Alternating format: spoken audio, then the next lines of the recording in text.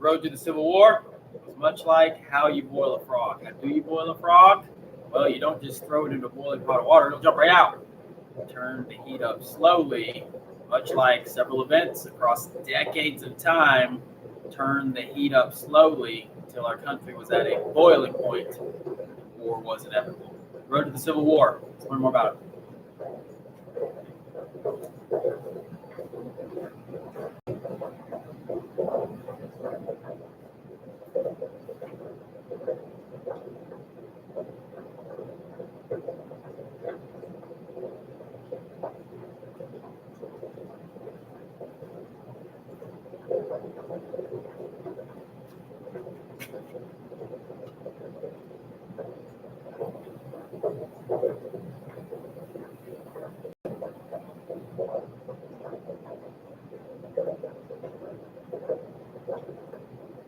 What is it?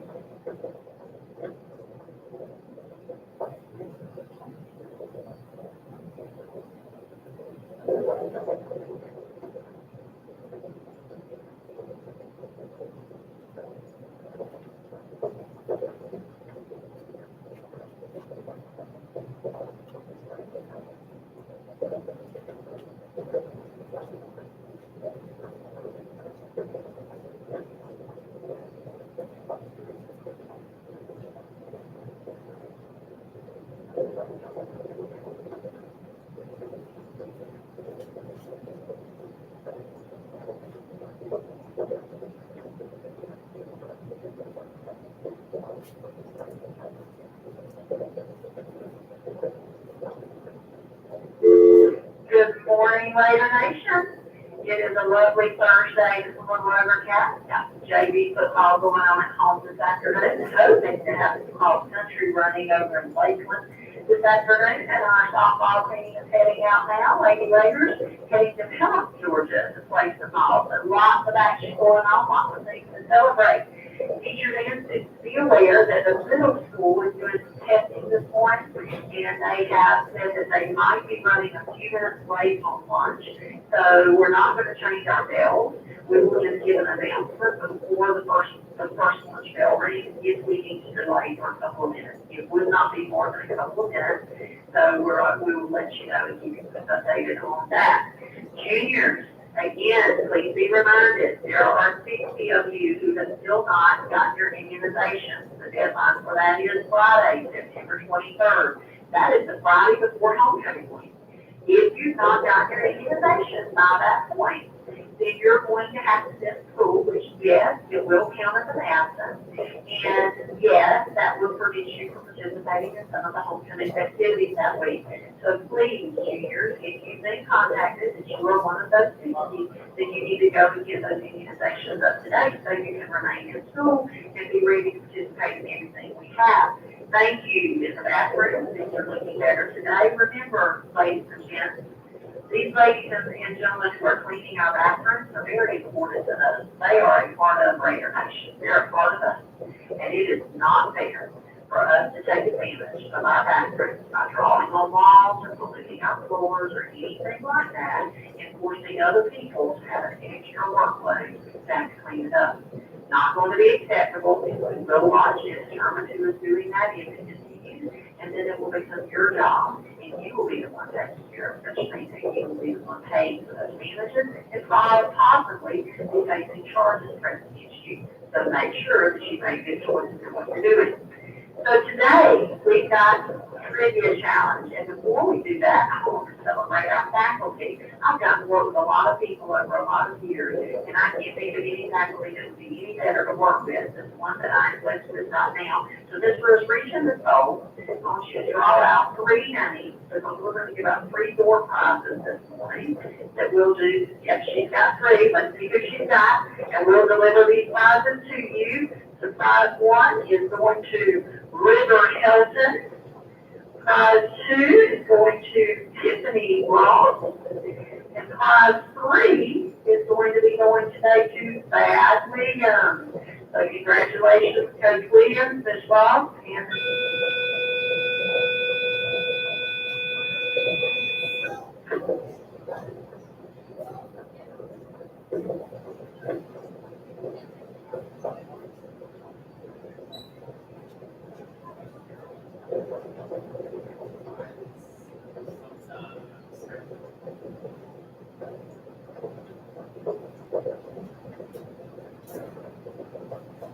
on in, Julia. Glad you're here.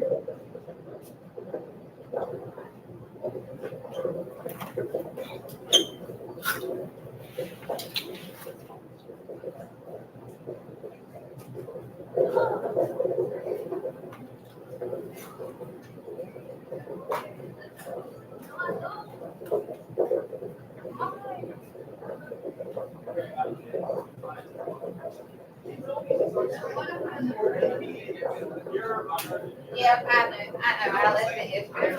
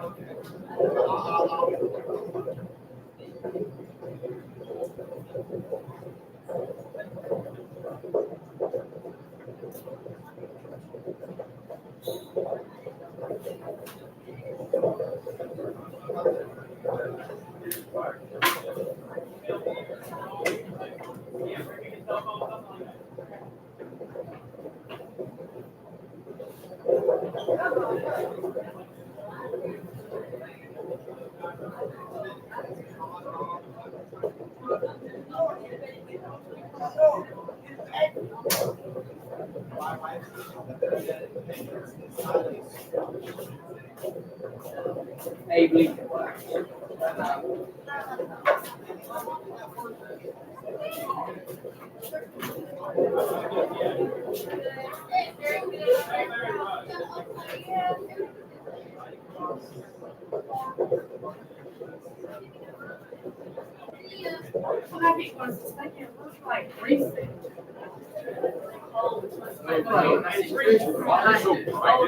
It's something crazy. Come on in. Don't cross the floor. Don't cross. Don't cross. You gotta walk around. Walk around. I'll be back. You lucky. She loved me. And I'm watching porn on my flat screen TV. See you today. Take a seat. All right. Got a journal question for you. Got a journal question for you. You're wondering what's going on, and I've already got your attention. That's good. Come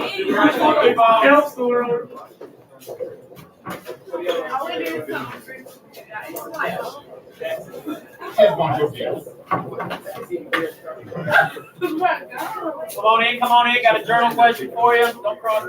Yep, go around.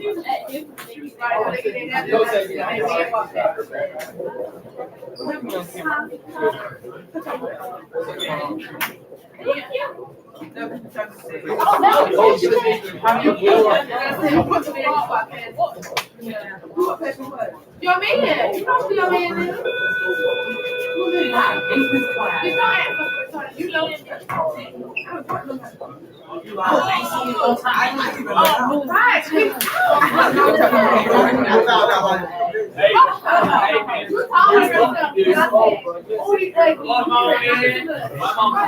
a journal entry. Hey, don't cross the floor. Just cross right here. Swerve, knock, seat, Christian seat. Got a question for you. It's not your average U.S. history starter question. Think about how you cross the floor. Boiling a frog. Looking for. Got an interesting class for you, to say the least. Trying to get your attention. And here's your question of the day. How do you boil a frog? You might say Swanson was such that has to do with history. Welcome, come on in.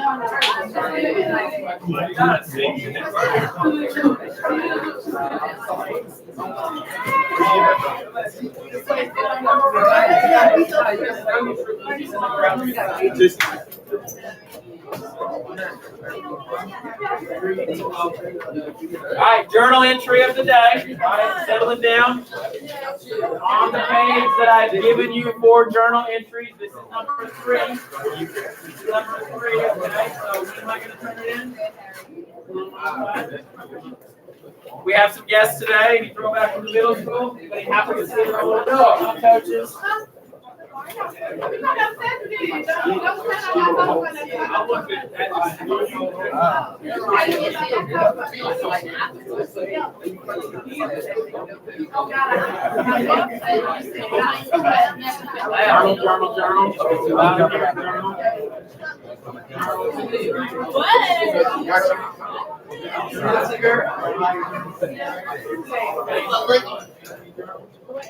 All right, I'm going to kill the sound effects so that you can think about your journal entry. How do you boil a frog? You put it in a bowl into the bowl.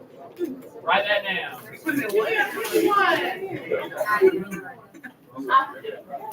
No wrong answers. Looking to get your brain moving. You want to like How do you boil a frog? Sarai's taking it all the way to the edible. You're going to eat it.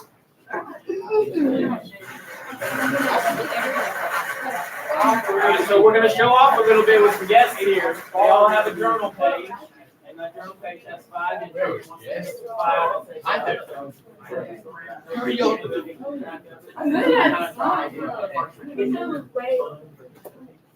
So we're on journal number 3. You should be on the back. If you missed, today's day is September 8th, all day long. If you missed any journal entries along the way, I can help you know what you missed. But you know what is in the pot. What's in the pot? Smells like oil. Smells like pancakes. We got a frog? Smells like pancakes. Answer the question. Answer the question. Just trying to get your attention. Obviously recognize the riddle.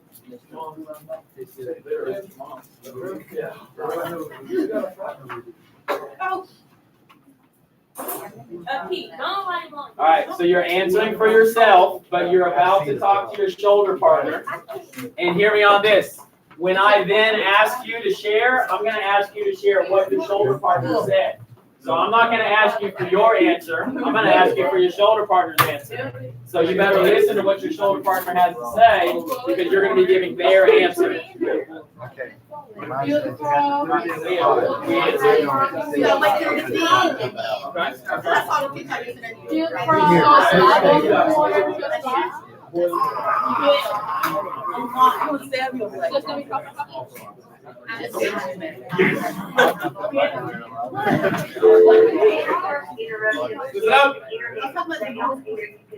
Take your attendance or just keep it on paper, send it to me later, and I'll put it in as soon as it comes up. Citywide issues with the internet and the phone. So yeah, that is what it is. We're still on roll. All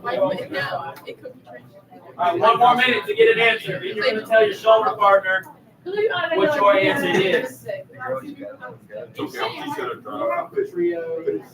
So you guys will just pop in the trio.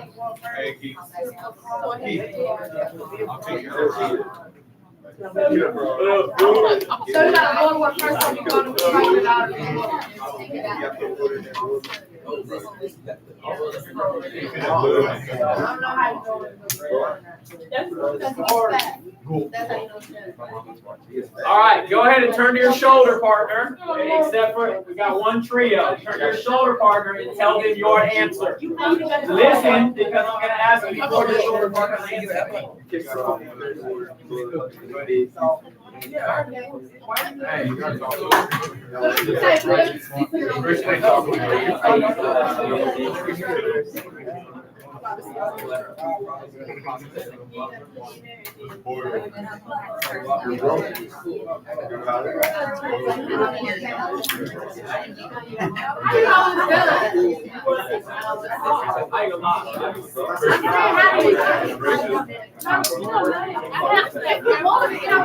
All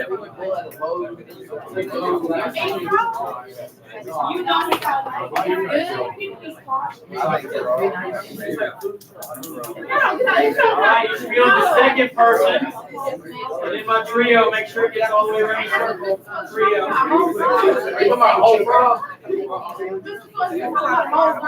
Talking about how do you boil a frog? Oh, God, what is it? That's a problem. All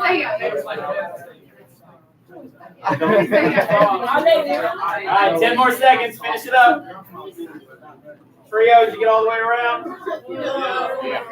5, 4. Mr. Eddie. All right, bring it back up front to me now. Now I want to hear your answers. So, Aki, what did Kalia say is the answer for how to boil a frog? You want to talk to me? She won't talk to me. Did you talk to her? So now you worry about the whole frog or the frog. She's into details. Yeah. She's into the details. That's okay. Kalia, did you talk to him? No. No. Bad starting point. Lakaira, what did Norma say about how to boil a frog? I told you you had to talk to yourself. I got you. Okay, what did Knox say about how to boil a frog? Trevion said, No, it's easy Hush. knots. It's no, easy. what? Trevion said you gotta skin the frog, you gotta put salt and pepper on it, and then. Treyon's ready to eat the frog. All right, so Treyon went beyond just the preparation of it. Treyon's ready to eat the frog. You got some of that slap your mama seasoning?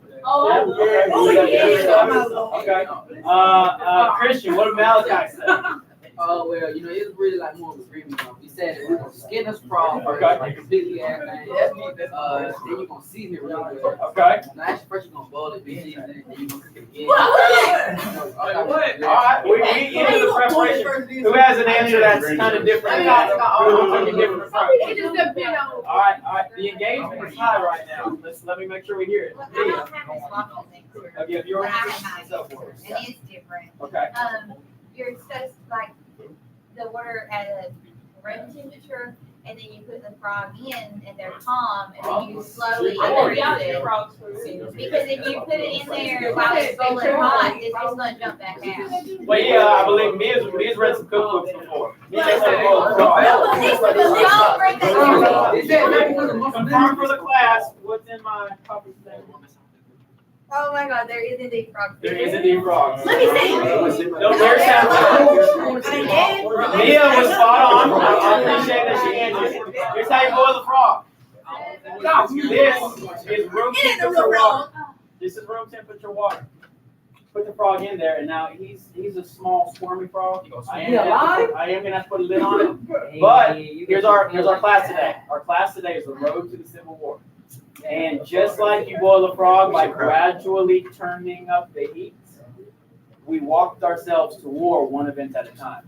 If this was a boiling pot of water, we probably wouldn't have jumped to war because we would have been like, oh, those are extremists, those are radicals, and we don't want to associate with them. But over decades of time, and we're going to talk about 7 big events, we turn up the heat one little bit at a time until we have ourselves in a boiling, inevitably going to war. So this is the road to the Civil War. Now I got your attention. Let's see if we can actually boil a frog. We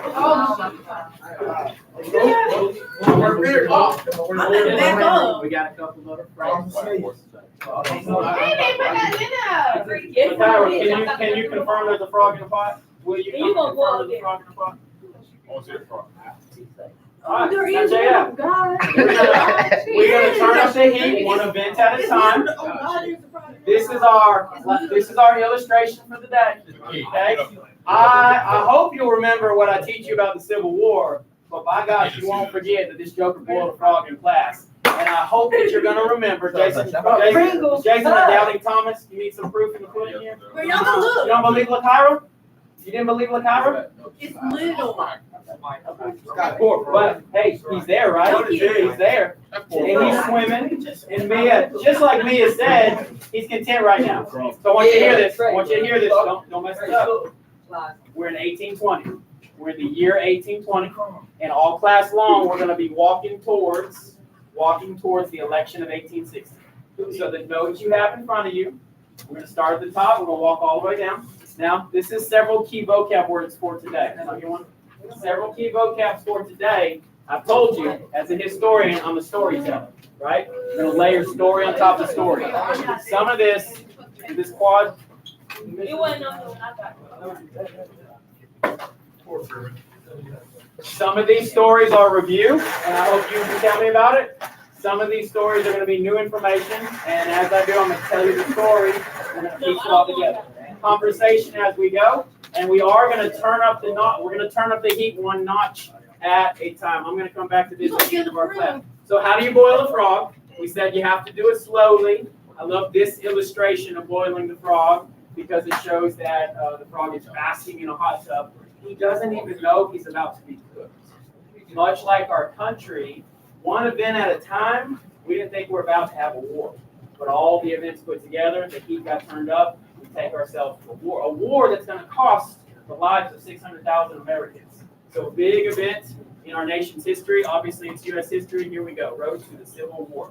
Now, on your notes, you see a long and winding road. I want you to think of it in that regard as well. A long and winding road taking us to the Civil War. Here are the events we're going to talk through, and I hope you recognize the top two. I'm not going to elaborate on them all right now, but we're going to talk about them in the next few minutes. We're a little bit off cycle for a bathroom break, so let me get started. We'll pause, and we'll get back to it, okay? I mean, we do have a boom, review. So you guys should know this one well, the Missouri Compromise. Who wants to review me? Who wants to remind me what was the Missouri Compromise? It was, Do the line drawn. Let Knox get his words in. That's good, Kyra. Knox, what you got? What president are we dealing with when we talk Missouri Compromise? Remember, we drew a line. James Monroe. James Monroe, the presidency of two lines, and we had a big line in the class, right? I'm reviewing you on things we've already done. So these two contributed spot on. We as a country wanted to add Missouri, but the condition we find ourselves in is perfectly balanced, 11 and 11. Adding Missouri, 11 free states and 11 slave states. Adding Missouri to either side is going to upset what? The balance of power in the Senate, in Congress, and really throughout the country. So, Knox, instead of adding one state, what do we do? We had two states. What is the cheeky mnemonic I gave you to help you remember it? M&M, meaning? Maine and Missouri. So we add Maine, reference the map, we add Maine, the northernmost state to this day. We add Missouri, and then to solve future conflict about this same topic, draw a line. What was that line? 3630. We talked about this in the last unit because they're related to James Monroe. So good review, and really, I feel like you probably don't even need to reference the screen as you write your notes. You remember this. In fact, we tested it just yesterday. The Missouri Compromise happened in the year 1820.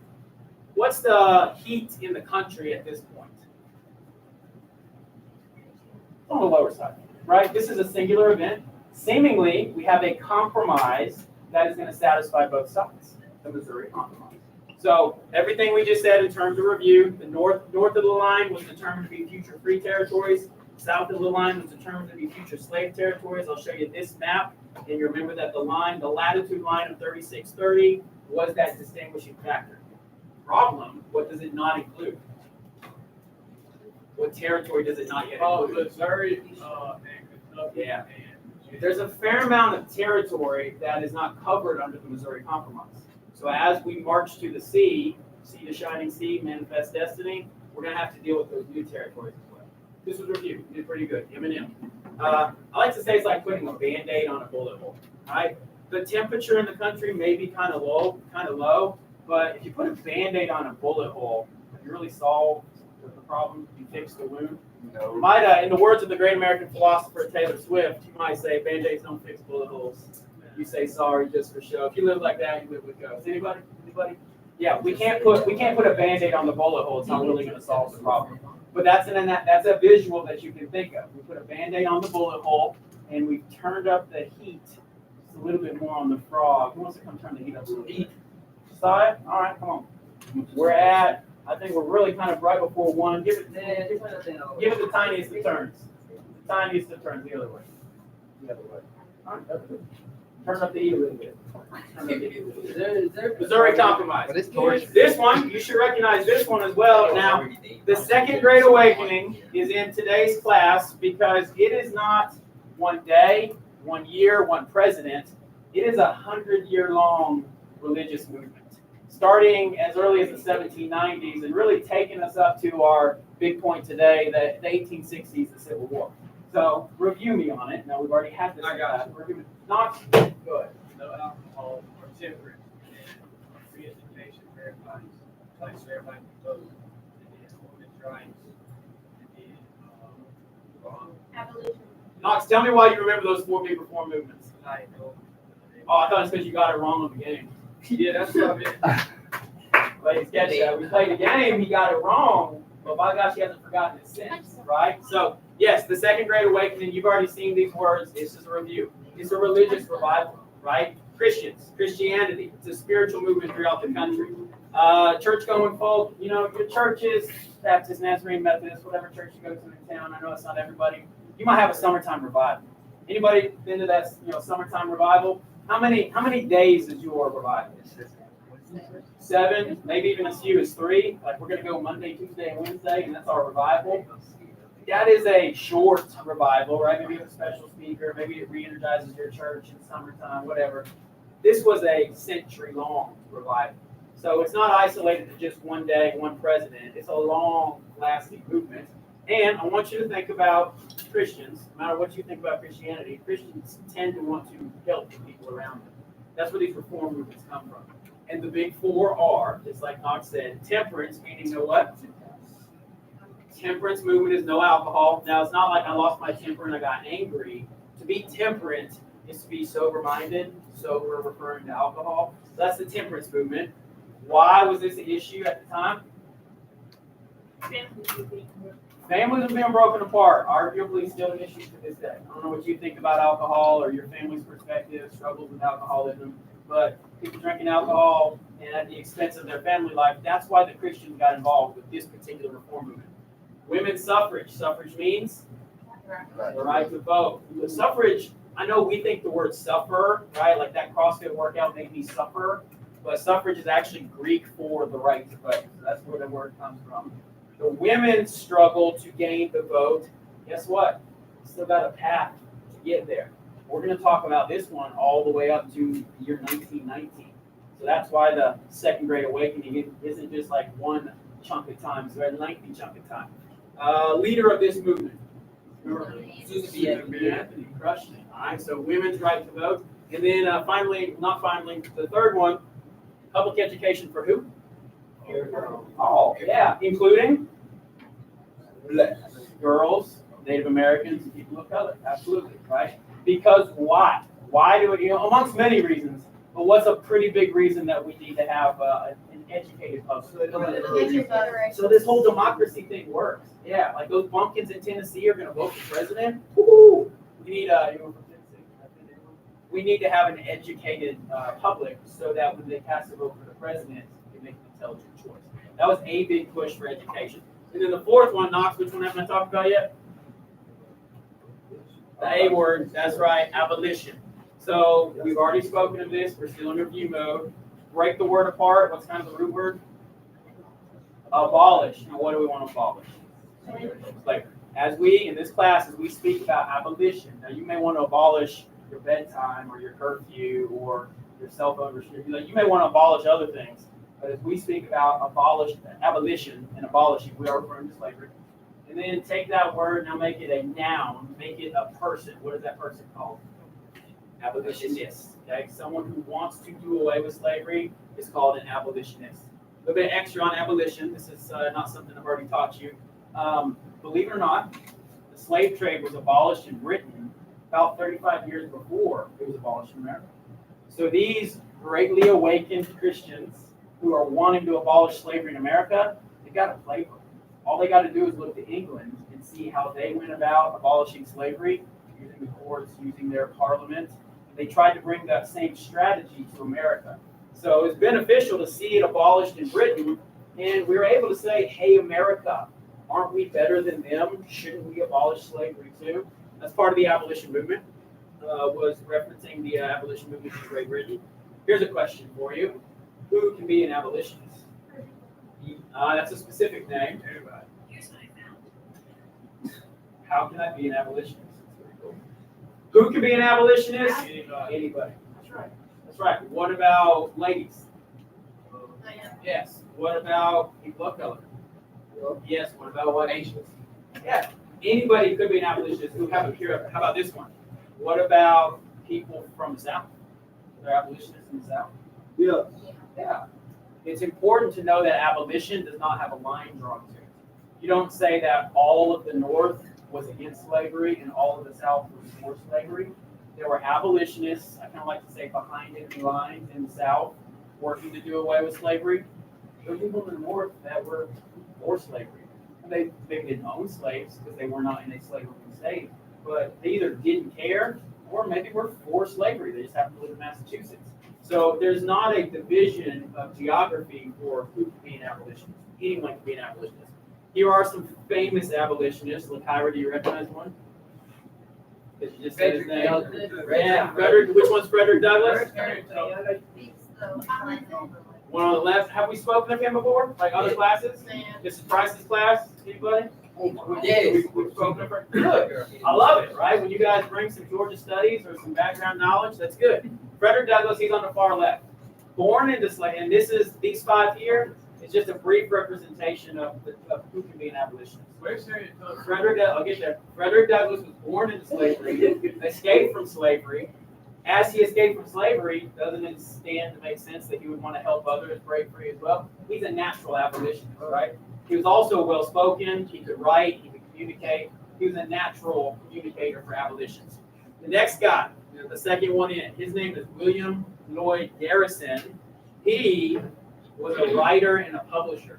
He actually ran an abolition-based publication called The Liberator. You know what liberate means? Liberate to free, right? If you're liberated, you are free. So they wanted to liberate slaves. What's notable about him is that he was not a fighter, but a writer. We talked in the American Revolution the difference between the fighters and the writers. He would definitely be one of those who's writers. As you look at him, what kind of person is he?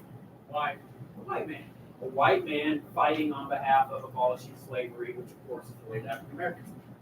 Gal in the middle, she's actually a sister, and I wish I could find a picture with the both of them. They're called the Grimke sisters. What's notable about her? She's white. Okay, I'll hear that. She's a she. Hers a her, right?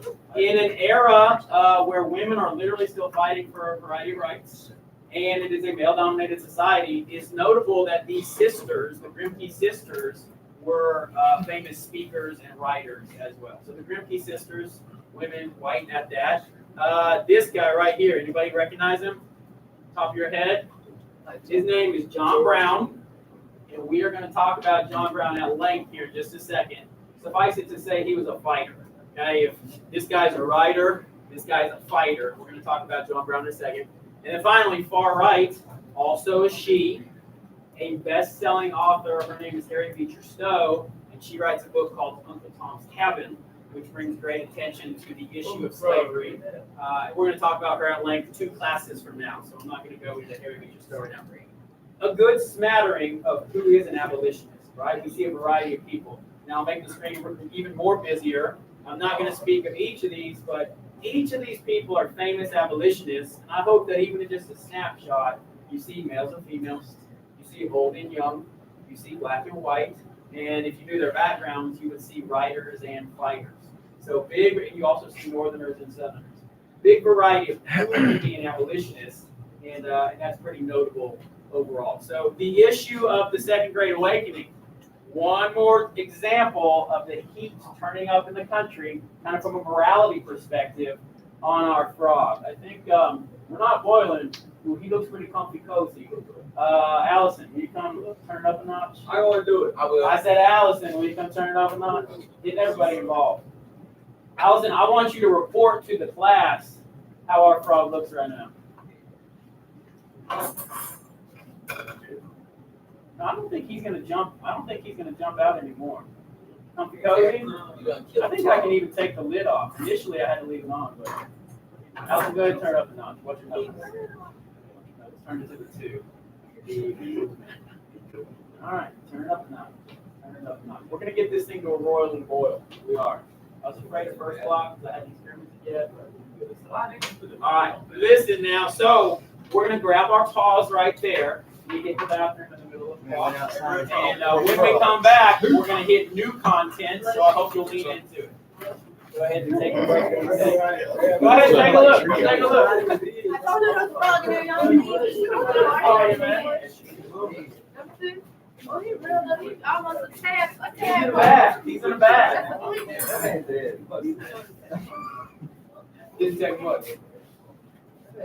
We're gonna get it to a boil though. Some of y'all thought I was sliding. I wasn't.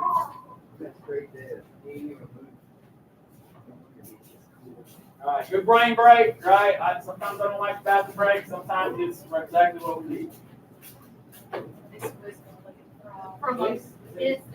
So when I'm putting your hands, this is what guys do a lot. And this is like the academic model of how ground attention and all that. So cognitive and writing, and then some visual intelligence. So gotta connect, gotta understand that each student is not. They learn in different ways. Vocal intelligence hits 9. I also like the verbal auditory instead. So I try to say it, show it, and let them touch it in some way every single lesson. This is what they're on today. This is they're on their own class. This is what they'll be on tomorrow. So it's a different style of episode. This is open-ended, summarizing their own words. Real obsessed with the screen. I don't write every single word. I'll try to say, I go to the church because they're getting those from the pastor. How would you summarize something in your own words? I get a fair amount. I'll go back. Sometimes I go back, but I gotta understand the basic class. Sometimes I say it's on Google Classroom. But this is so the difference. This is just waiting for one. So for the student that hates that, you know, like this. Like that. So I try to do this nose right here. We're gonna draw something like a basic belt. So that gets some of them are all in the code. Like I have the whole art kit, and some of them are stick figures. So just touching a different style of learning. This is 2 days worth of notes. I hate a blank page, so if I have an odd number of notes, I'll try to find it. This will be 3 days from now. I said we're going to get some key personalities. So back to this style of note. And in this one, let's into the Google Classroom. You can choose one of these characters, which choice you call, and find 8 more facts. Find 8 more facts. And in this one, there's assassination rate. I guess on the scale I've done a video of the actual play that I'm watching with my American cousin, and I moved the shot in a particular lap. So I queued it up, like, like if you got 8 minutes to go. I wait outside, wait outside. And I come to the right. They don't know that that's the last one, but this is a different style of note. So if you hate that, hang in for a week, right? Engagement is not one day alone. Engagement is like your story arc.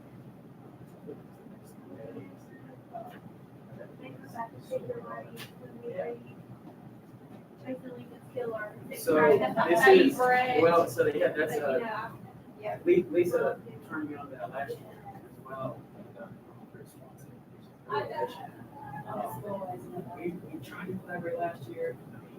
She didn't work out, but I would love to read. Yeah, absolutely. I think we're gonna pull it in 6th grade. It'll be their next novel. It should jump to 8. There's a something called Chasing by the same guy. They want to keep that program. And so bolster each other. That's our big concept. That's also not in question. I would say so. Like any of those buzzwords, something from the wall, any of those buzzwords that they did either, would they be like, oh yeah, I've heard of the 3 or 4. Just ankle hour, simple. What's it? I would love to. And I will go next.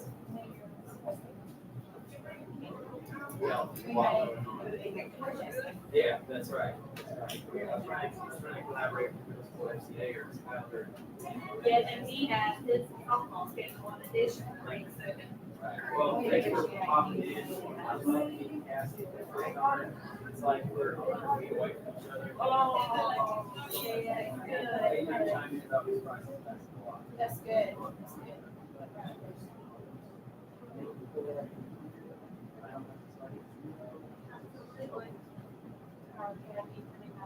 That's good. Thank you so much.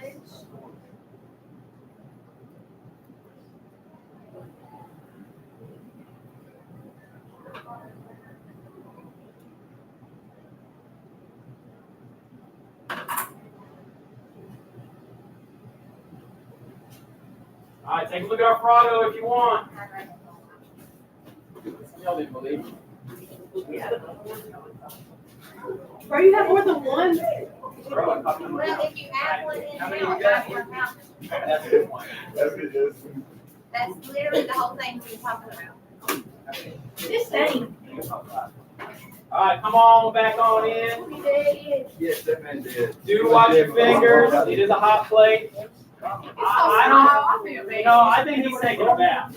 No, he did. I feel bad. Y'all literally tortured He's him. had a hard 48 hours, to be honest. He's been in a cup for about 48 hours. I feel bad.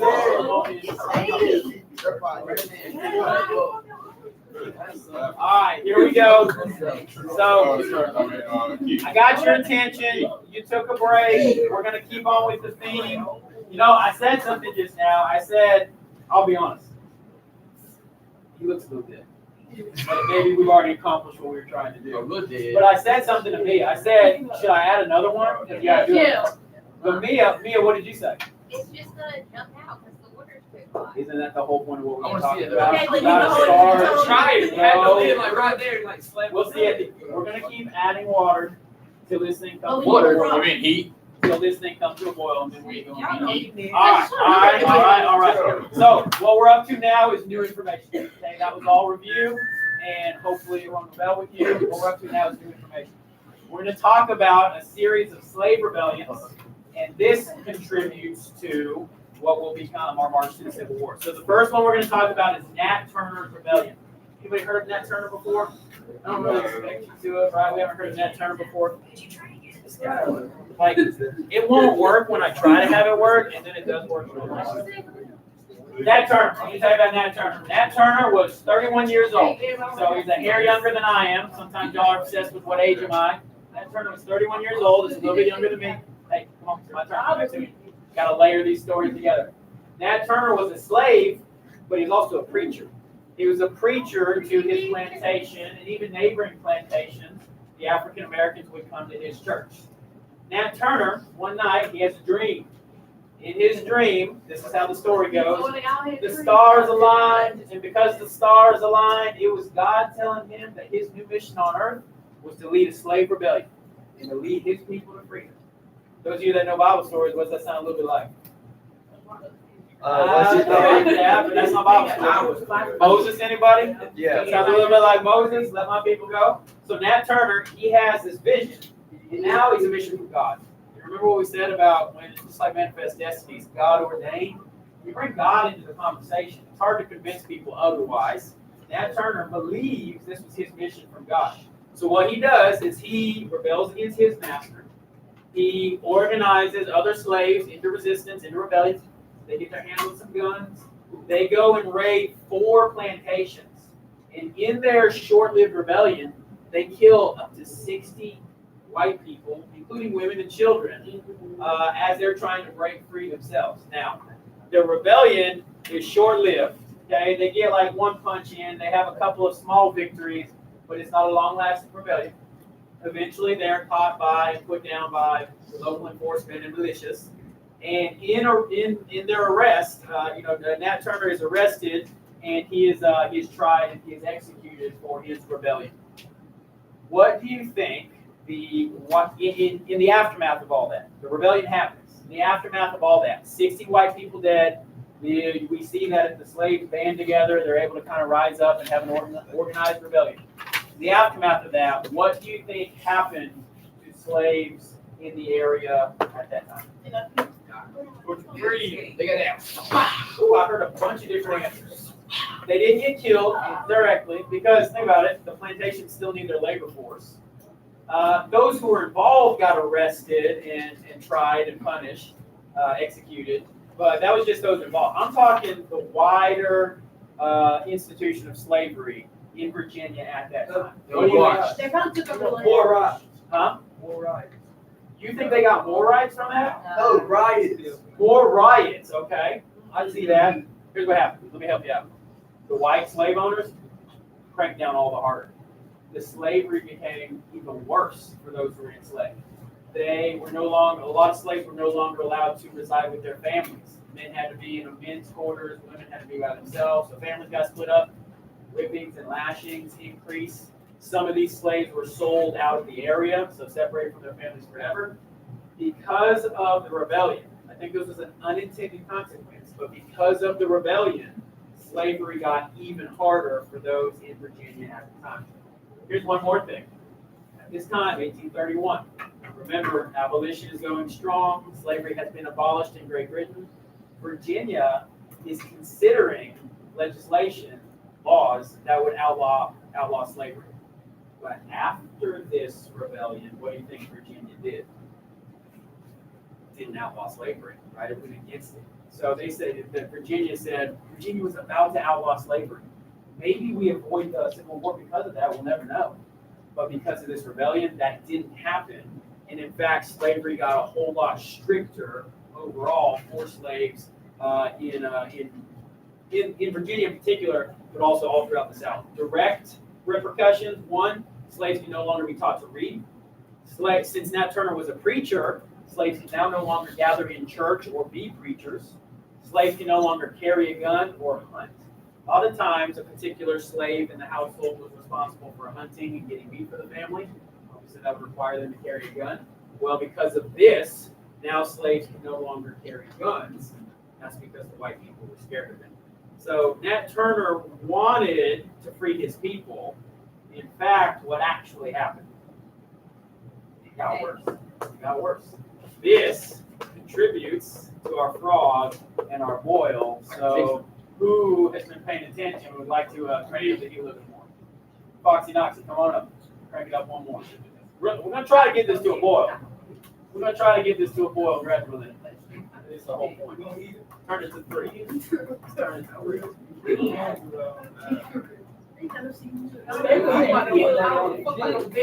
Hey, Javion said we can eat it. I'm just realizing. You eat it? You would eat it. No, Javion. You would eat it. No, not my class. All right. I'm not going to explain the John Brown. I'm not going to explain the John Brown raid right now because I'm going to get to it in line. Okay, it happens a couple of years from now. All right. Sectionalism.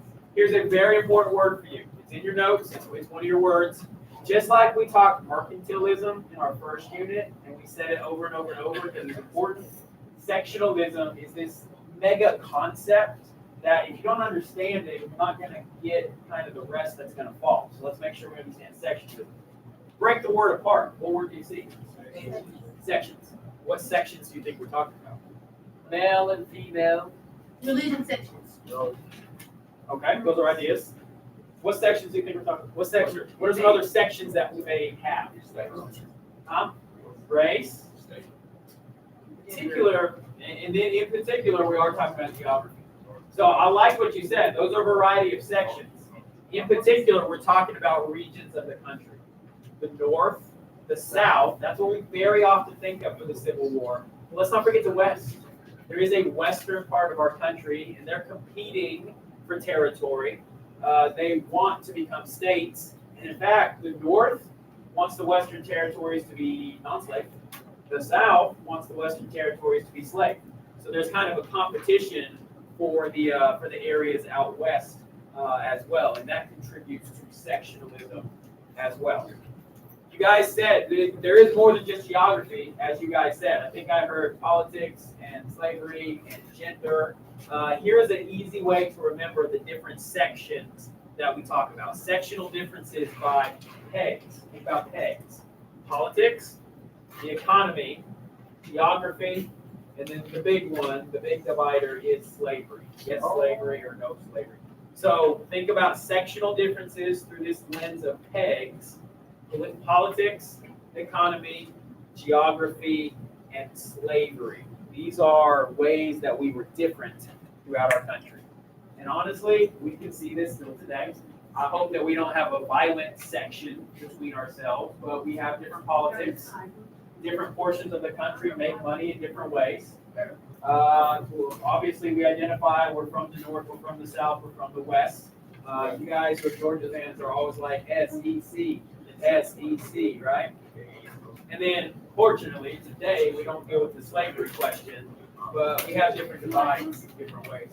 Still, right? You know, put the lid on. No, it's just starting. It's just starting to get hot. Like grilled cheese. It's starting to get hot. How does this work? Sectionalism must be the thing that kind of turned us up a little bit. So there we have it. You have a north, a south, and a west, and we have lit the fires a little bit more. Let me ask you this. How did we get so sectioned or so divided? What are some things that have been dividing us from the start? Declaration. Slavery, that's one thing. That's one thing.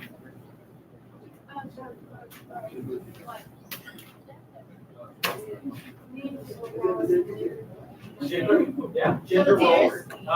Okay, trail of tears, so that's ethnicity, right? Whites versus non-whites. How about this? Tiffany? Political views, absolutely. Federalists, anti-federalists, and then the branches that come from each of that. What was our original government? Not the Constitution. What was our original government? Articles of Confederation. That word confederation means that we maintain individual identity and we are kind of loosely in a group. So from the very beginning, we were sectioned. We were Virginians. We were from Massachusetts. We were from the Carolinas. So from the very beginning, we're sectioned. We've had different interests per region for our whole time. Political parties, or George Washington said factions, and then the idea of states' rights. Right? I have the right to nullify a federal law. What state said that? South Carolina, South Carolina.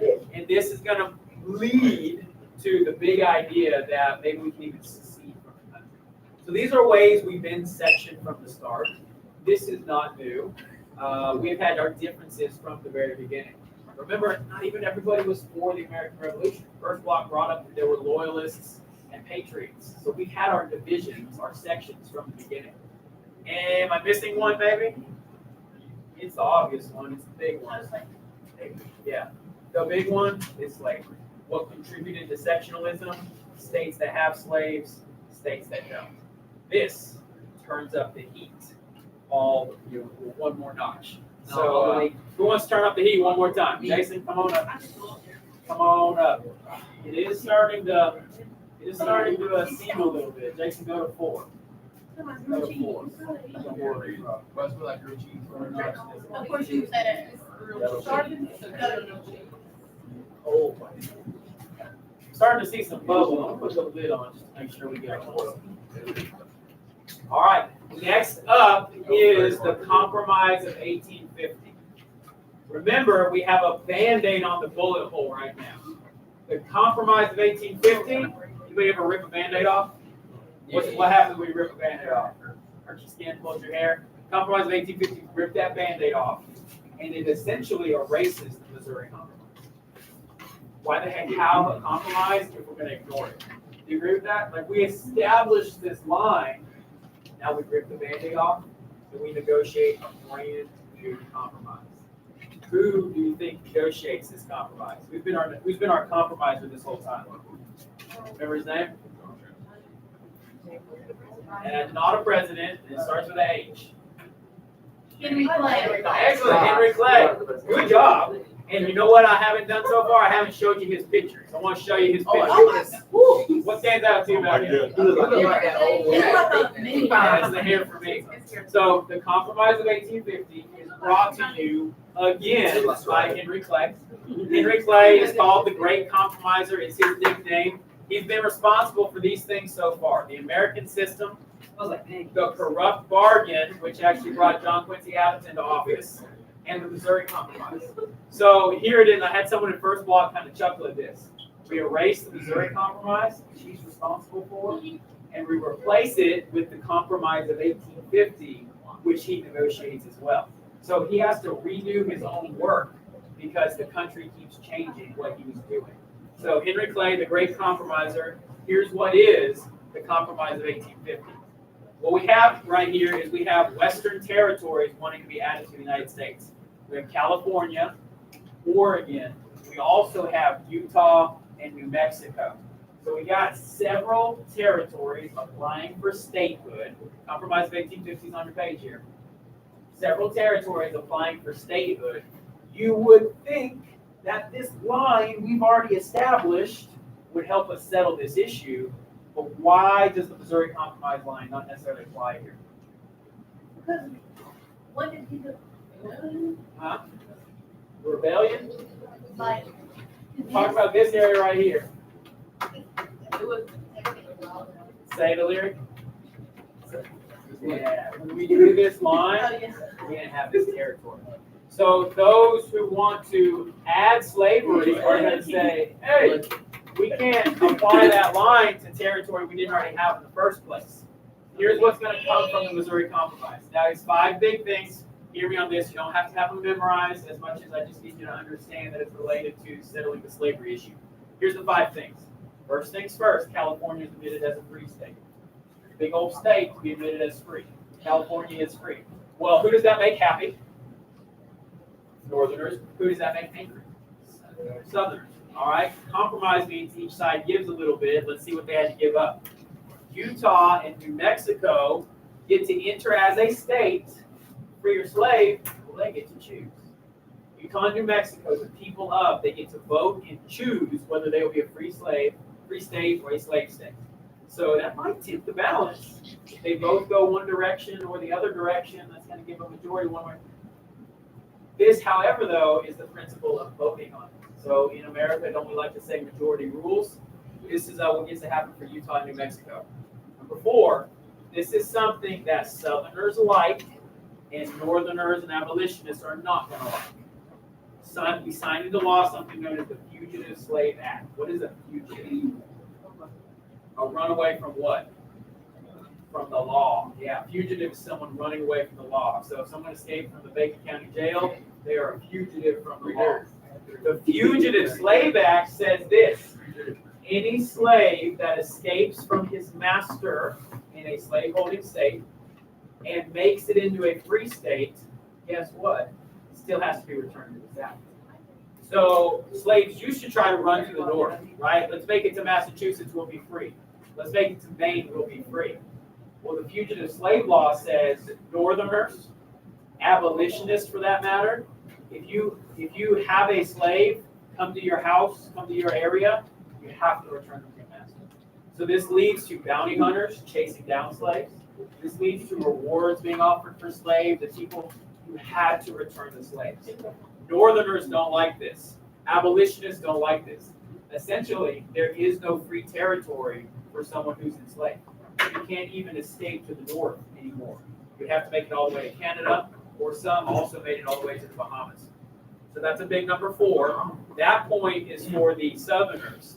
Number 5, a little bit of a point to balance it out for the Northerners. There's now no more slave trade in Washington, D.C. There's still slavery, but you cannot trade slaves in Washington, D.C. anymore. So a little bit of a small balance there. The big take on this was that states are now choosing as to whether they are free or slave. Kind of like one more Band-Aid, right? One more Band-Aid. Here is the Compromise of 1850, just put a big old Band-Aid out west. Big old Band-Aid out west. And what's it do to our pot, would you say? Turns up the heat one more time. Who wants to do it? did you go back? Me? Yep. Who wants to do it? Josiah, come on up. I'm taking volunteers. Fastest fingers. I'll do it, man. We'll get in there for sure. Josiah taking the 5. That's Watch your notes. She said put her on. Watch your notes. Taking the 5. Line it up with the light. All right, we're at almost max power, and in our country as well. 1850 is how close to 1860. 10 years. 10 years away from the war. That's right. All right, I'm moving on. love this picture here because Henry Clay, he's got his head in his hands, and what is he saying here? He tried to draw a line. Oh, I can't keep doing this forever. He's tired of drawing lines, right? He's got the red line. He's already negotiated this compromise once. But in the lands out west, what do we see? A lot of question marks, and the puzzle pieces don't match up. Henry Clay, right? He spent his lifetime making compromises, and each of them keep just getting messed up as it is. Puts a Band-Aid out west, and turns up the fire one more time. So that's the compromise of 1850. Let me walk us now to 1854 with the Kansas-Nebraska Act, which basically repeals both the Missouri Compromise and the Compromise of 1850. Everything I just told you is undone with the Kansas-Nebraska Act. The Kansas-Nebraska Act says that now each new state across the board, no more lines, no north-south, any new territory that is applying for statehood can vote whether it wants to be slave or wants to be free. This is the final statement on the matter before we go to the war, unfortunately. This is designed to keep us from war, but in fact what it does is turn up the heat and leads us even closer to war. It is specifically referring to the territories of Kansas and Nebraska, that's how it gets its name, and it leads to a condition that will be known as bleeding Kansas. The reason for that is because a lot of small battles happen inside of the Kansas territory. Some people would argue that the Civil War started in Kansas. Now, it did not officially start in bleeding Kansas, but there were small skirmishes, battles over the voting for Kansas to be a slave state or a free state. Here's what happened. Think about elections today, right? We just came through election, presidential election. Was it a clean election? No fraud, no allegations of misuse. Was it a clean election? Felix is like, nope. What type of a fraud was alleged in this recent election? Something about computers. Okay, there was a lot of allegations that the computers didn't tally votes right. Something about have you ever heard that dead people vote? A lot of times dead people will get a ballot sent to their house because they're still on the rolls, and then their son or daughter-in-law, someone else goes. So even today, 2022, we've got fraud in our elections. I'm not trying to make a big stink about that. I'm just saying even today we have allegations of fraud. 1854, you think they were going to run a clean election with the lack of electronics and the lack of enforcement and all that kind of stuff? Yeah, we're definitely set up for fraudulent elections. Here's what happened. People from Missouri, I think it's a drop of water. People from Missouri cross the border into Kansas. These people who are crossing the border are pro-slavery. They cast a ballot in Kansas in favor of slavery. Well, people in Kansas who want to remain free, abolitionists, they have a nickname, Jayhawkers. Does that ring a bell for anybody? What's a Kansas Jayhawk today? It's their college, that's right. So Jayhawker actually refers to Kansas abolitionists. These border crossers, called border ruffians, and these Jayhawkers, they battle with each other. These are violent abolitionists. These are not like kumbaya Christians sitting around and praying. These are fighters on behalf of abolition. So what you have is a big battle that becomes known as Bleeding Kansas. But this also establishes the idea, the principle of popular sovereignty. Now this is your own vocab word, and I want you to move on to this next definition right here. Popular sovereignty means ruled by the people. Basically, majority rules. I.e., we do it all the time in this classroom. Oh, starting to boil. If we wanted to have Fun Day Friday, and I was going to say, let's vote whether we have pizza or ice cream, we all raise our hands, some for pizza, some for ice cream. Well, which one is going to win? The one that has more votes. That is literally popular sovereignty. Well, this refers to determining whether a state is slave or free. Pretty big deal, pretty big determination, and that is what is popular sovereignty. So this is the new establishment. All those other compromises, I know I made you write them down. I know I made us talk about them, but I want you to take them out of your head and throw them away. Because this is the new way that we determine whether a state is slave or free. Not if it's north or south, not by some line that's been drawn, but by voting. Popular sovereignty. Think about the word popular. right? Popular means it has a lot of people who follow it, or the most popular person is the one who wins the election. Popular sovereignty. The people have the power, and whichever one gets the most votes is the one that chose to be. That's popular sovereignty. This takes us up to 1854. What year are we marching towards? 1860. I feel like we need to tick it up one more notch. Timothy, you right here. You want to do it? Timothy does not want to do it. Who wants to do it? Come on, I want max participation here. Alice is like, Jack, come on up, Jack. Oh, right here, 36. There it is. That's close to full throttle. I think we might have one more turn in us after that, which is good because we're almost done here. 1857. Get closer. Get closer. Dred Scott. Sometimes called Sanford v. Scott, because that's how you call Supreme Court cases, or most commonly known as the Dred Scott case. Dred Scott is a slave who moves with his master to free states.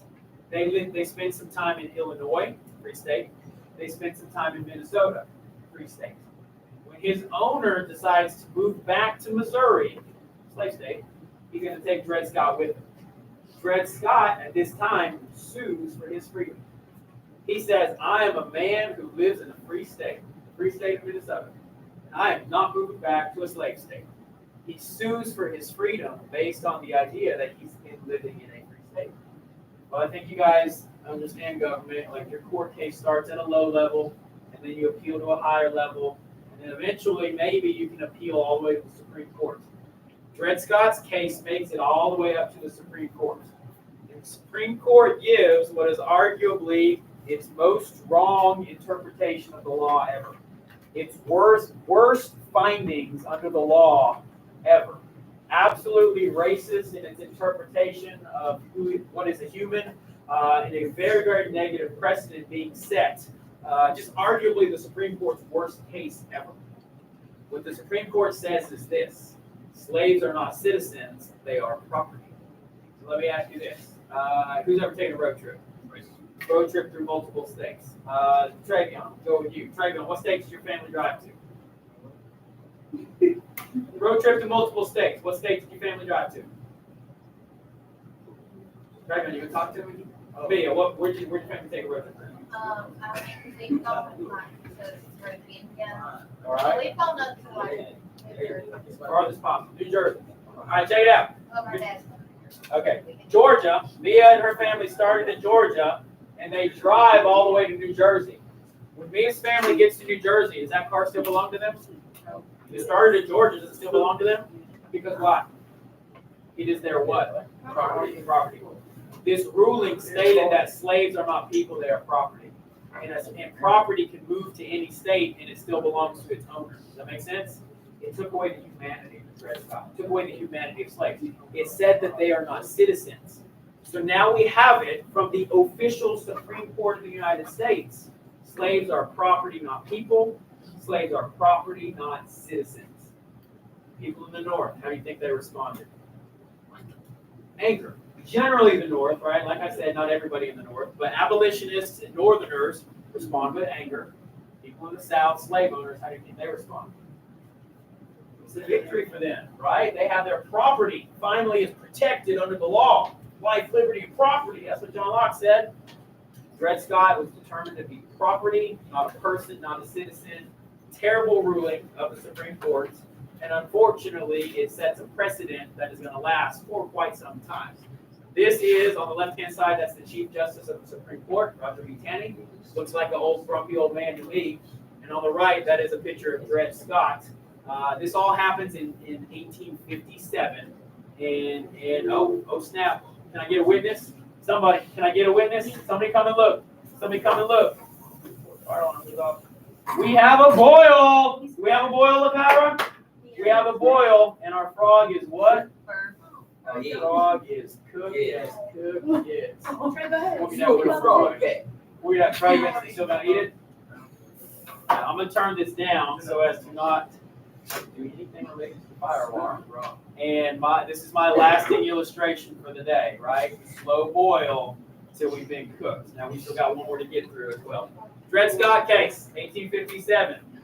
Takes us now, it brings us back to John Brown. John Brown's on the front of your page. Okay, he's under slave rebellion. He's got like a two-part slave rebellion. That's why I talk about him at this point because it puts him in order.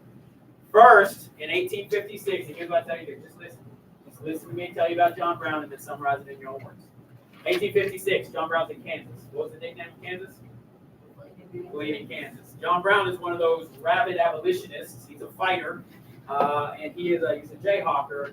And John Brown also believes he has a mission from God to rid the world of slavery. John Brown is not going to sit back and pray about it.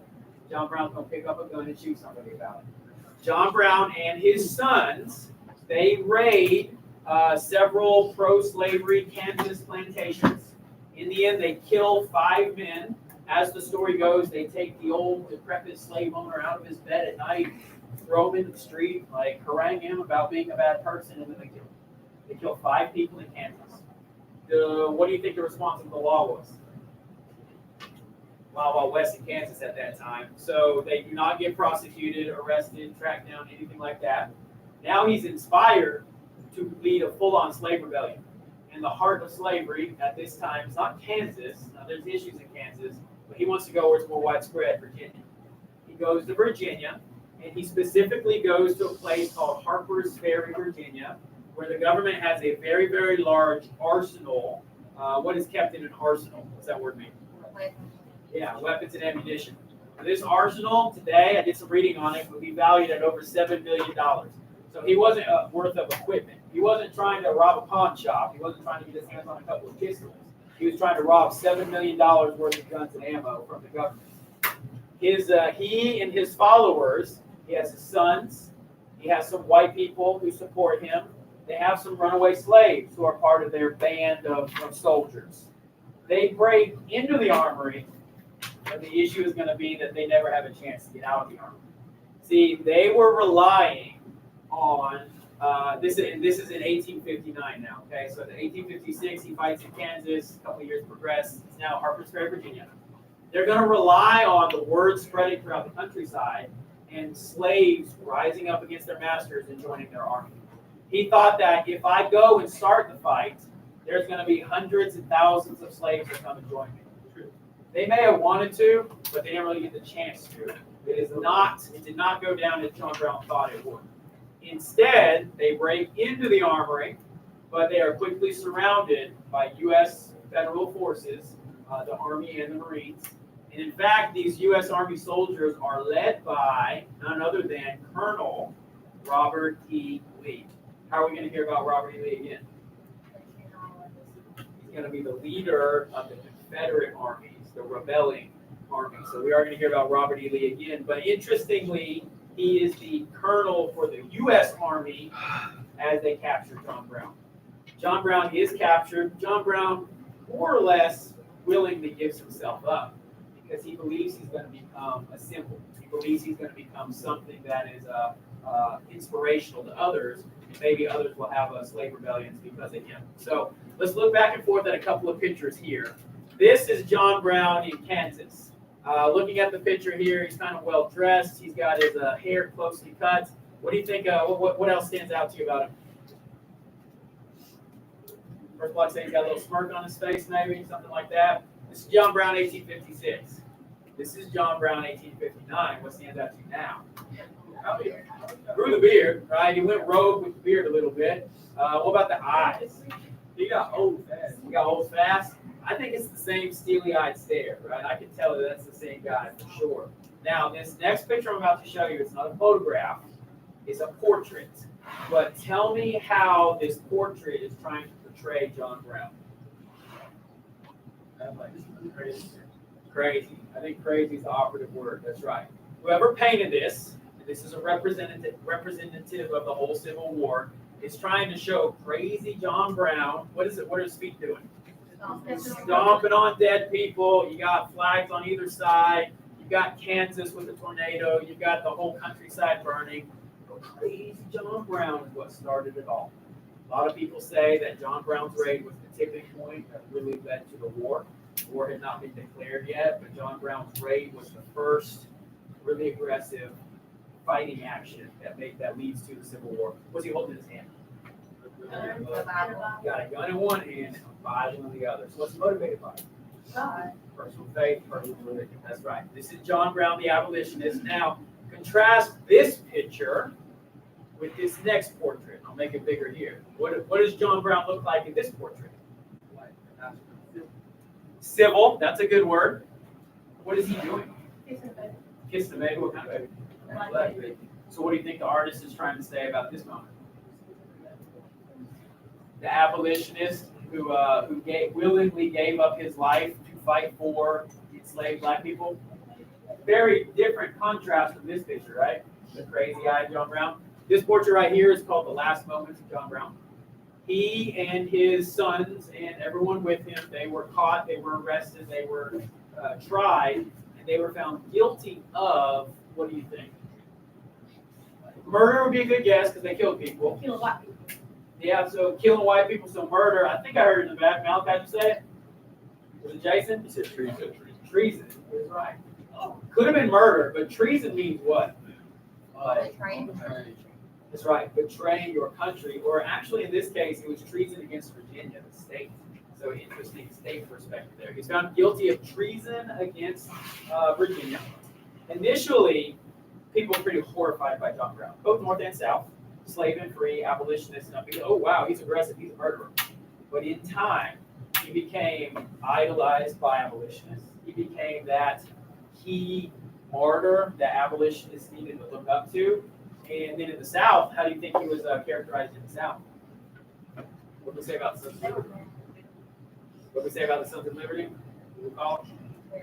Terrorists. Yeah, so he was vilified or called a terrorist and a bunch of other bad names by Southerners. So lifted up in the North, idolized in the North, called a terrorist by angry Southerners.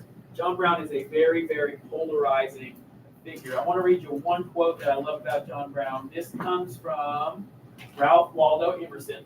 Ralph Waldo Emerson says, "The gallows were as glorious as the cross, as John Brown hung from them." What do you think he means? What are the gallows? You know that word? Gallows? Gallows is what it is for when you're hanging, right? Rope hanging from your neck, it's called the gallows. So Ralph Waldo Emerson, famous author, he says the gallows are as glorious as the cross. What is he comparing John Brown to? He's saying he laid down his life for others. The gallows were just as glorious as the cross. So John Brown does die, right? John Brown is hanged, and he's probably more significant in death than he even was in life. And he becomes an important figure through the rest of the Civil War as well. 3 interesting facts for you, no need to write them down. 1, Harriet Tubman was supposed to be at John Brown's grave. Harriet Tubman knew John Brown. They planned the raid together. Harriet Tubman got sick and was not present at the raid, which spared her life. If she had been at the raid, she would have been arrested, convicted, probably killed with the rest of them, and she would not have been able to do the rest that she did with her life. We'll talk. If you don't know about Harriet Tubman's life, we'll talk more about her in a couple days. Interesting fact number 2, John Brown collaborated with Frederick Douglass. So they knew each other. Frederick Douglass was helpful in planning this raid. Now, he wasn't there for it. And same thing, that's good because he went on to do a lot of good otherwise. And then interesting fact number 3, as John Brown was marched to the gallows, which we now know that's where you get hung from, there was a lot of security. A lot of Southerners and a lot of the Virginians were concerned that the Northerners might try to start a rebellion right there. Not a rebellion, that's the wrong word, but that the Northerners would try to save John Brown. So what they did was they sent a lot of their state militia, a lot of soldiers, to guard the site where John Brown was going to be executed. Among those soldiers was a young man named John Wilkes Booth. How are we going to hear John Wilkes Booth? He's He shot Abraham Lincoln. He's the one who shot Abraham Lincoln. So 6 years earlier than that happens, he is present at the moment that John Brown is hung. And it is said that this event, see, John Wilkes Booth was a rabid pro-slavery guy, right? He was all for slavery. He was anti-abolitionist. He wanted to see John Brown hang. It is said that seeing John Brown hang whet his appetite for violence, gave him a bloodlust against those who were abolitionists. And of course, 6 years later, he's going to shoot a very important person, Abraham Lincoln, over it. So interesting collision with history there A lot of people involved in the John Brown story. And yes, this does take us to that roiling boil, which we've already seen our frog is cooked. One more for you, the election of 1860. Here's our finish point, okay? Abraham Lincoln was elected in the election of 1860. Abraham Lincoln does not get a majority of the vote. In fact, he's not even on the ballot in certain southern states. He wins the presidency without even being on the ballot in certain southern states. That's pretty crazy, right? He got 39% of the vote. That is definitely not a majority. In fact, that is the second lowest percentage except for John Quincy Adams. Sorry, I'll get out of your way. So it's hard to say that he is the country's choice for president because we don't have a majority vote. Usually we agree that if the majority votes on something, then okay, we agree with that. But only 39% of the people voted for him. This further divides the North and the South. A lot of Southerners, remember he wasn't even on the ballot in the South. A lot of Southerners thought that if Lincoln is elected, then he is going to abolish slavery on day one of his presidency. They didn't even give him a chance to be the president. They thought he is elected, so we got to get out of this union. And in fact, we're not going to talk about it today, but some of them start seceding as soon as Lincoln was elected. Interestingly enough, I don't want to turn Abraham Lincoln's legacy upside down for you, but Lincoln was not an abolitionist. Lincoln was a unionist. Lincoln wanted to keep the country together, and early on, now we know he did free the slaves. He is called the Great Emancipator. He issues the Emancipation Proclamation. But early on, he just wanted to keep the country together. But he does say something that's kind of telling. Just hang on, don't pack up, all that kind of stuff. He says something that does let us know about his beliefs a little bit more. While on a campaign stop, so he's not even the president yet, but he's campaigning for president on a day much like this, he says this: a house divided against itself cannot stand. At the bottom there, it will become either all one thing or all the others. He's saying, he's saying that the country cannot exist as two things, slave and free. It will become all one thing or all the other. Lincoln was exclusively opposed to expanding slavery into the Western territories. So we can believe that what he was saying is the country has to be free. But early on, as trying to keep a unity, he was not all for abolition. He was all for keeping the country together. Very interesting legacy to actually read what he writes versus what we get told in grade school, because he writes some very interesting things that are not exclusively about abolition. He will be the Great Emancipator. He will free all the slaves. And of course, that will become his legacy. But early on, he was more focused on keeping the country together. That brings us to a roiling boil. Our frog, my illustration has already worked itself out. Our frog is cooked. Look, he's dead as a doornail. Are you going to eat it or not? I guess not. I don't know if you'll remember everything about the road to the Civil War, but by gosh, I bet you're not going to forget that day that Swanson cooked the frog in the classroom. You got one more blank on your notes. Here it is. Summary. Issues that divided the nation. Sectionalism, all the things we said about it.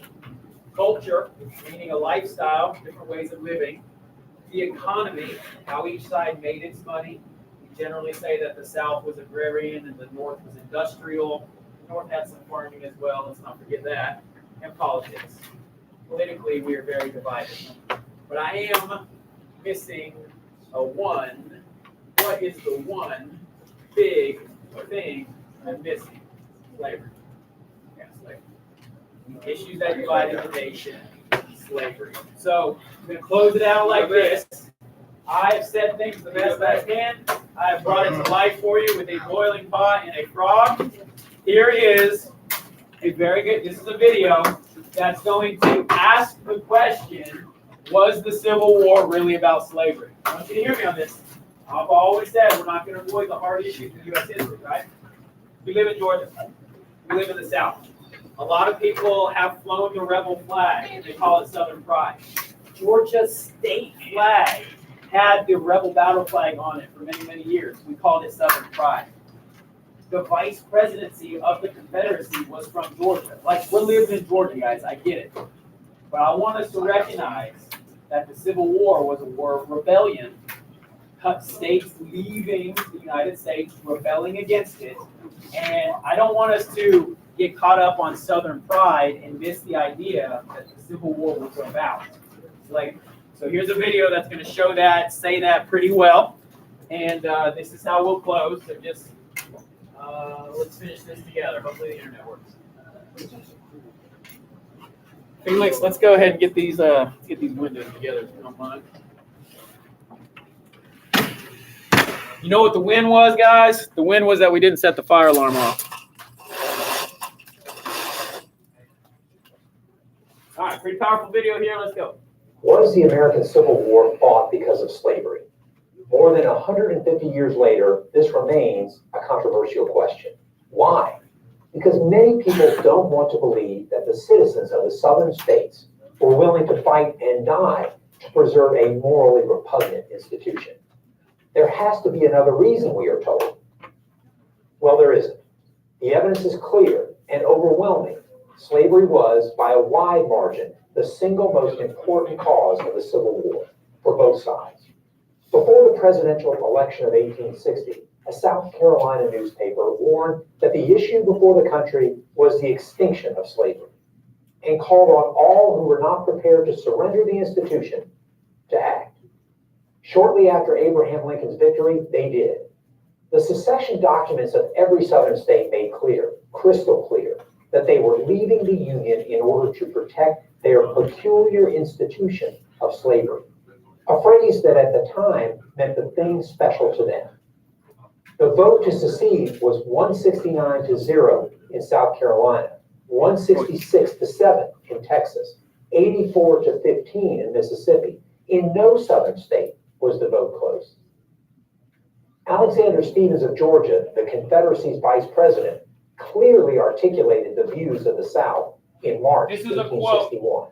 Our new government, he said, was founded on slavery. Its foundations are laid. Its cornerstone rests upon the great truth that the Negro is not equal to the white man, that slavery, submission to the superior race, is his natural and normal condition. Yet despite the evidence, many continue to argue that other factors superseded slavery as the cause of the Civil War. Some argue that the South only wanted to protect states' rights. But this raises an obvious question. The states' rights to what? Wasn't it to maintain and spread slavery? Moreover, states' rights was not an exclusive Southern issue. All the states, North and South, sought to protect their rights.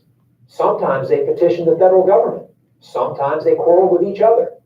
In fact, Mississippians complained that New York had too strong a concept of states' rights because it would not allow Delta planters to bring their slaves to Manhattan. The South was preoccupied with states' rights because it was preoccupied first and foremost with retaining slavery. Some argue that the cause of the war was economic. The North was industrial and the South agrarian. And so the two lived in such economically different societies that they could no longer stay together. Not true. In the middle of the 19th century, both North and South were agrarian societies. In fact, the North produced far more food crops than did the South. But Northern farmers had to pay their farmhands, who were free to come and go as they pleased, while Southern plantation owners exploited slaves over whom they had total control. And it wasn't just plantation owners who supported slavery. The slave society was embraced by all classes in the South. The rich had multiple motivations for wanting to maintain slavery, but so did the poor, non-slaveholding whites. The peculiar institution ensured that they did not fall to the bottom rung of the social ladder. That's why another argument that the Civil War couldn't have been about slavery because so few people owned slaves has little merit. Finally, many have argued that President Abraham Lincoln fought the war to keep the Union together, not to end slavery. That was true at the outset of the war, but he did so with the clear knowledge that keeping the Union together meant either spreading slavery to all the states, an unacceptable solution, or vanquishing it altogether. In a famous campaign speech in 1858, Lincoln said, "A house divided against itself cannot stand. What was it that divided the country? It was slavery and only slavery. He continued, I believe this government cannot endure permanently half slave and half free.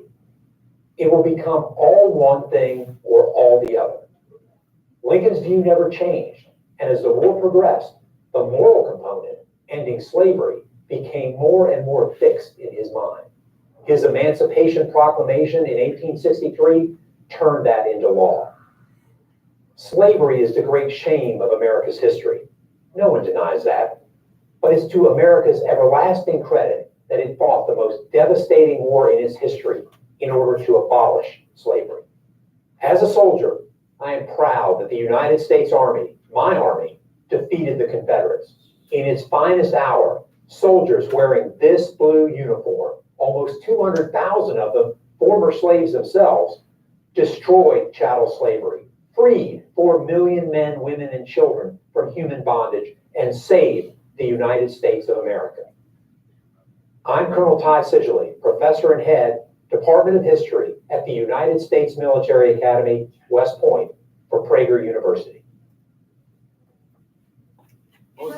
So what was the Civil War about?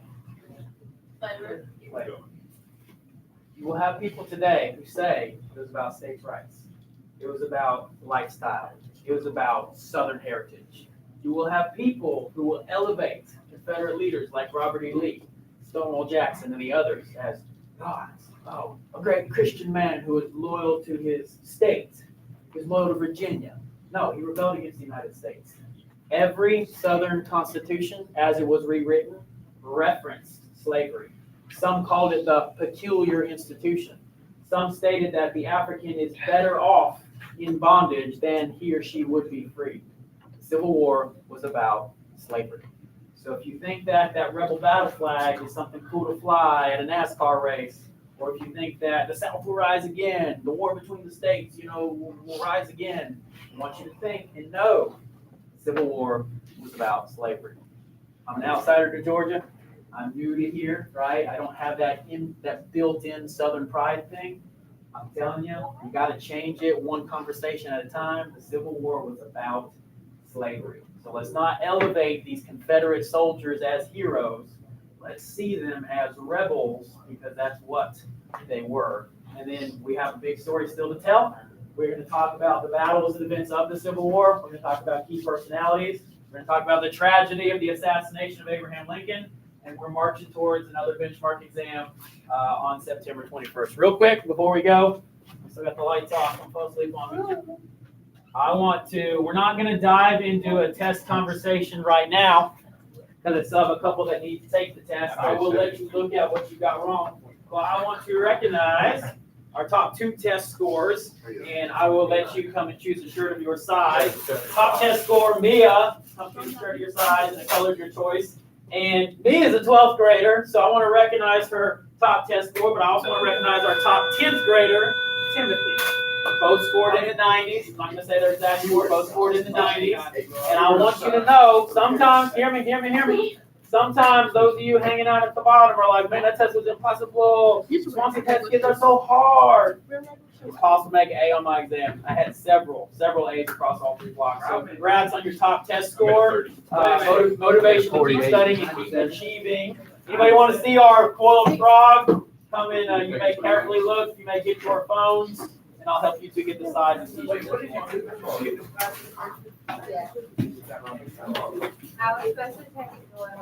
Also of note, we made the Facebook page. It is pretty cool. It's pretty cool anytime that your class makes the Facebook page. Not if you've got to smile though. All right, please watch the cord. Please watch the griddle, or else I won't be able to boil frogs in class anymore. What a strange